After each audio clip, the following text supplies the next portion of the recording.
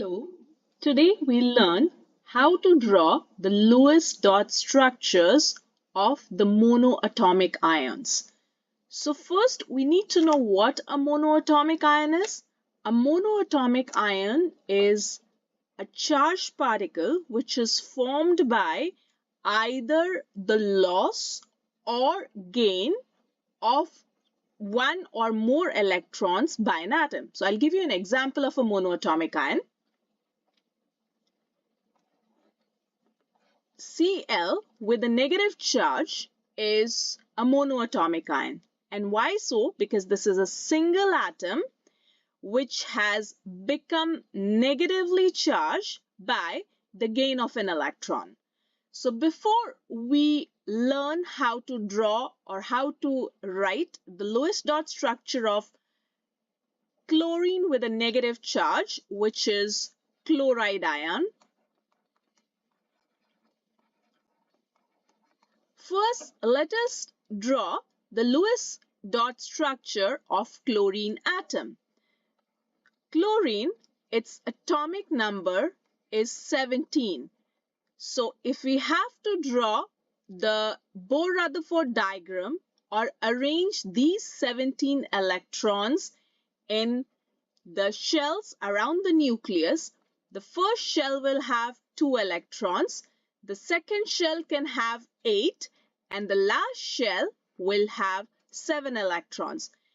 Now over here, these 7 electrons, they are called as the valence electrons.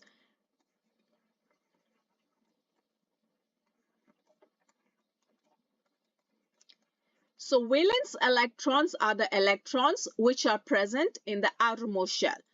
If I have to draw the Lewis dot diagram or Lewis dot structure of chlorine atom, I'm going to write the symbol of chlorine, which is Cl, and draw the valence electrons around it. Remember, it only has to be the valence electron. We never mention any inner electrons in the Lewis dot structure. So I'm going to draw these 7 valence electrons around the chlorine atom. 1, 2, 3, 4, 5, 6, 7. And this is the Lewis dot structure for chlorine atom. Now, what does this Cl with a 1 negative charge indicate? This indicates that it is a chloride ion and it has become negatively charged by accepting 1 electron. This is also called as chloride anion. Because chloride had 7 electrons and it has accepted 1 electron, so it has a total of 8 electrons now. If I want to draw the Lewis dot structure of chloride, I will write the symbol of chloride and then add 7 electrons which already chlorine atom had, and I'm going to draw 1 more electron. You can either put it with the same color or you can just put it in a little bit different way. It doesn't matter, but the important thing is that you have to draw a square bracket and write 1 negative charge outside it, and this indicates the 1 negative charge written outside indicates that the 1 electron, extra electron present in this ion actually has been accepted and it wasn't originally present with chlorine atom. Let us look into another example. Let us take a positively charged ion now. So Ca2 positive charge. So this is calcium ion. And why is it positively charged? Is because it has lost 2 electrons. First, we'll write the Lewis structure of calcium atom, and then from there we'll do the Lewis structure of calcium ion. Now calcium has a total of 20 electrons because its atomic number is 20. So if I want to draw the electrons in the shells around the nucleus of calcium, the first shell will have 2 electrons, the second will have 8, the third will have 8, and the last shell will have 2 electrons. So this makes it a total of 20 electrons.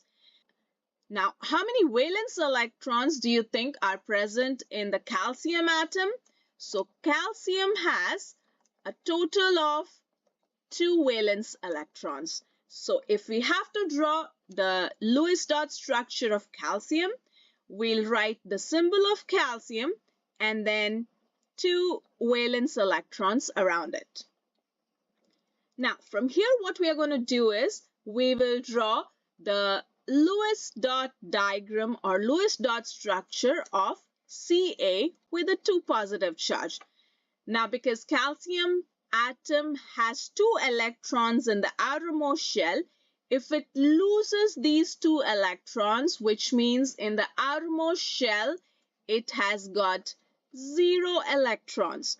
So when we are drawing the Lewis dot structure of calcium ion, we'll write the symbol of calcium with no electrons in the valence shell because it had 2, and after losing 2, it now has 0 electrons. So I'm not going to put any dots or crosses, and then just a square bracket and put a 2 positive charge. So this 2 positive charge indicates that this calcium atom has lost the 2 electrons, and this is the Lewis dot structure of calcium ion. Let us take one more example. Now this is O with a 1 negative charge. So this means the oxygen atom has accepted 1 electron. So this oxygen atom has become negatively charged by accepting 1 electron. Now let us start with the Lewis dot diagram for oxygen atom. Oxygen, its atomic number is 8. So if we do the Bohr-Rutherford diagram or the distribution of the electrons around the nucleus of oxygen, it will be 2 electrons in the first shell and 6 electrons in the second shell. So this oxygen atom has a total of 6 valence electrons. And to draw the Lewis structure of oxygen atom, we'll draw the symbol of oxygen and then 6 electrons around the symbol of oxygen, either in the form of dots or in the form of crosses. So this is the Lewis structure of oxygen atom. You can just leave it like this. But now if I have to draw the structure of O with a 1 negative charge, now this oxygen ion, which is a negatively charged ion, because initially it had 6 valence electrons, after accepting this 1 electron, now it has a total of 7 electrons. Now to draw these 7 electrons, what we are going to do is write the symbol of oxygen, which is O, and now because it had initially 6 electrons, so 1, 2, 3, 4, 5, 6, and then draw 1 extra electron, which this one has accepted. So 1 extra electron, but just again, because it is an ion, it's a charged particle, so we will always draw a square bracket and then indicate 1 negative charge. So this tells us that 1 extra electron actually has been accepted by this one. It did not belong to it originally. I hope you enjoyed and understood the concept. See you in the next one. Bye-bye.